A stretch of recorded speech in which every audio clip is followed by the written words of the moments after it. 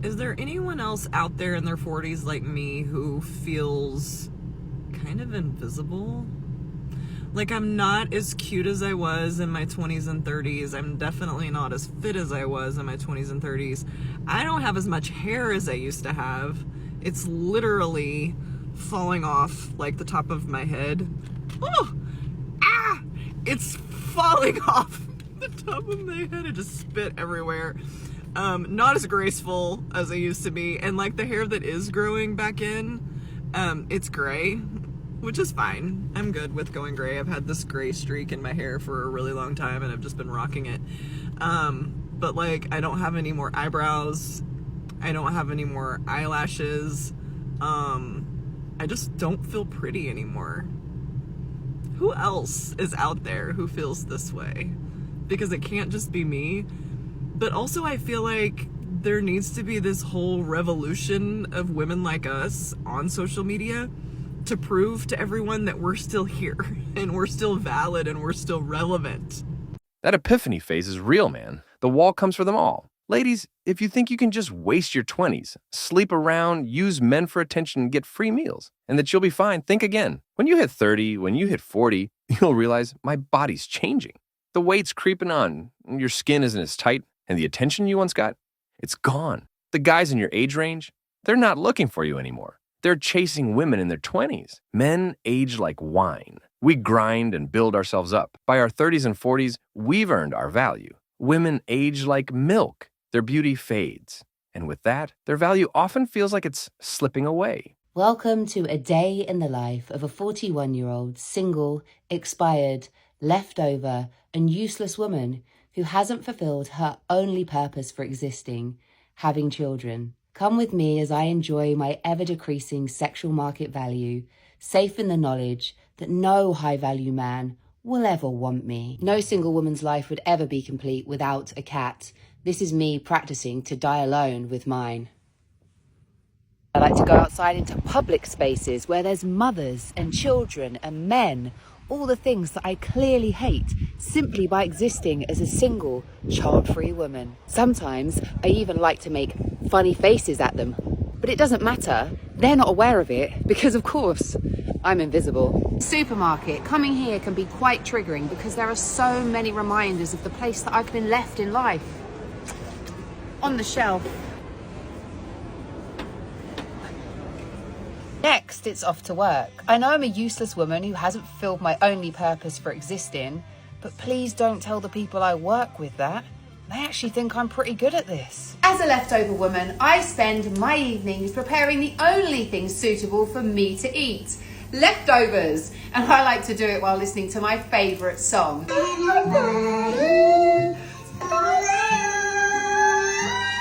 Of course, like all single women, I have an astronomically high body count. A different one every night.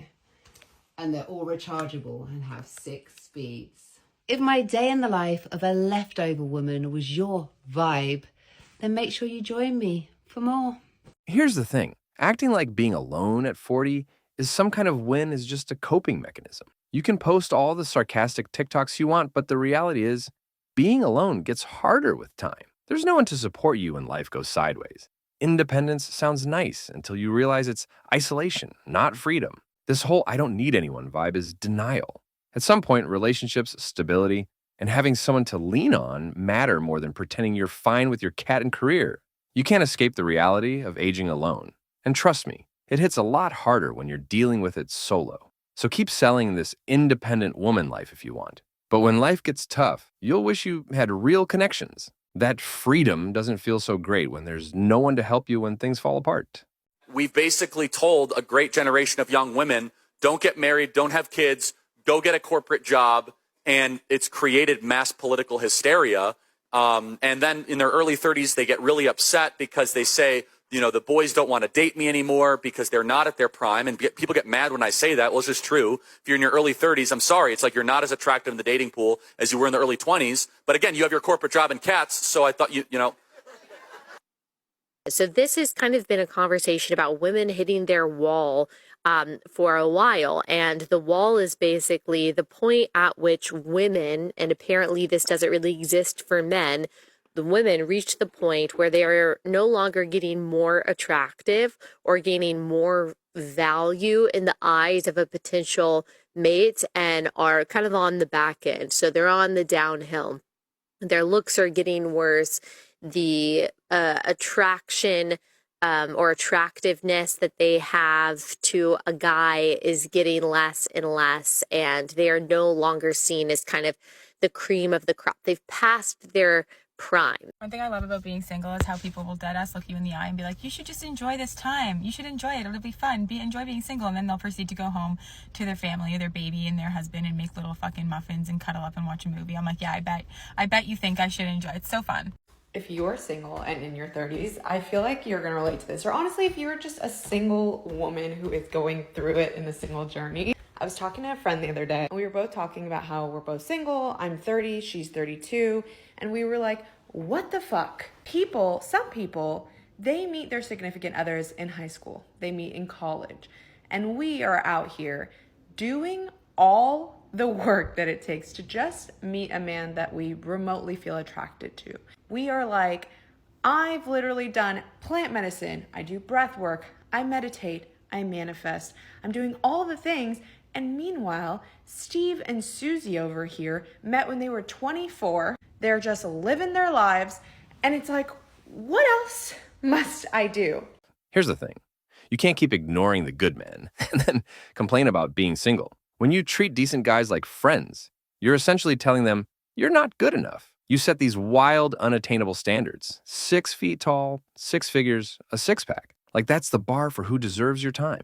Meanwhile, the good average men are left on the sidelines, while you keep chasing some impossible ideal that doesn't exist in real life. Now, fast forward a few years, and you're on TikTok crying about being lonely, about how there are no good men left. But here's the hard truth. Those good men were right there, and you ignored them. It's like you're setting up your own misery. You want a fairy tale, but you're not even willing to look at the guys who are real, loyal, and ready to build a life with you. You can't complain about the empty apartment when you pushed the people who would have filled it away just because they didn't meet your absurd checklist. Now you're stuck on the sidelines watching everyone else move forward while you're busy scrolling and posting about it. Being a single woman in your 30s can definitely be looked at as a failure, but let me tell you why it's not. Yes, my 20s were amazing. I had lots of fun. I was young, hot, not a care in the world, right? Now I'm in my early 30s. I'm much wiser. I believe I have emotional intelligence about my money, super self-aware. I have patience, financial stability. I know what my boundaries are and how to set them.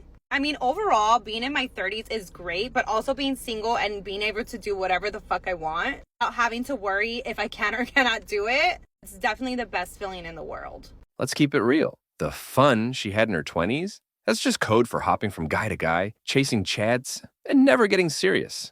Now in her 30s, she's trying to sell you on this empowered single life, but it's a facade. Sure, she's wiser, but that's just a fancy way of saying she's now set in her ways, and that's a big turnoff to most men. As women age, they lose that youthful, feminine energy that men are attracted to. They become more jaded and harder to deal with emotionally. Men don't want to spend their time fixing or managing someone who's been through too many emotional ups and downs. Being single in your 30s isn't freedom. It's a sign that you missed your window for settling down. Men don't want to settle for a woman who's been through the ringer when there are younger, more attractive options out there. The clock's ticking and it's just reality. I don't know if anyone else in their 30s can relate to this, but seeing people around you like getting married or getting engaged or, you know, either having children or having more children. Like a lot of my friends now are like having their second child or pregnant with their second child or just got married, and like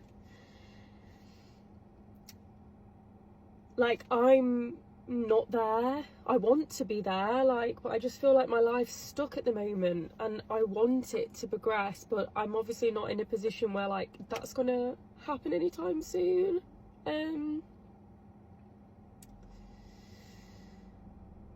I need to know if any other ladies in their 30s who are single also feel like this, because I feel like I'm actually going mad. So I never thought I would be 32, living on my own in this house that I'm really fortunate and glad that I've been able to buy myself on my own. But these moments where I just feel so incredibly sad as well, because I never thought at 32 I wouldn't have a husband, or at least a partner, or like a baby or a couple of kids. I never thought I would be at the stage and not have that. And like, it's Sunday today and I went out for a walk on my own and stuff, and I just see all these families with like their little kids and their family unit, and I just feel so incredibly sad that I don't have that. So here's the deal. For years, women have been fed this line: be independent. You don't need a man. Go live your best life. Cool. You spent your 20s pretending to be independent. Then you hit 30, and suddenly it's not empowering anymore. Now you're sitting in your empty apartment, scrolling through social media, watching couples post their happy family pics. Meanwhile, you're just there, surrounded by your wine glasses and cats. That's real empowerment, right? Can't even share your life with anyone, but hey, you got your career, so who needs connection? You wanted to be strong, right? Cool. But no one warned you that independent would mean sitting alone, scrolling through pics of families you'll never have. So yeah, keep sipping your wine and posting your independent woman quotes, but don't be surprised when you hit 40 and realize that the only thing you built was a life full of emptiness. This is actually insane. According to a recent stat, by the year 2030, 45 or upwards to 45% of women between the ages of 25 and 44 will be single and childless. 45%.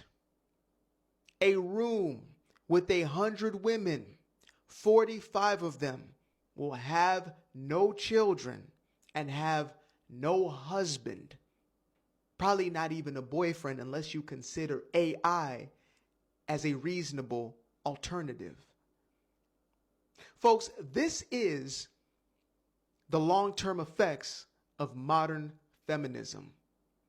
Say what you will, and some may even say that feminism won, right? This is what they wanted.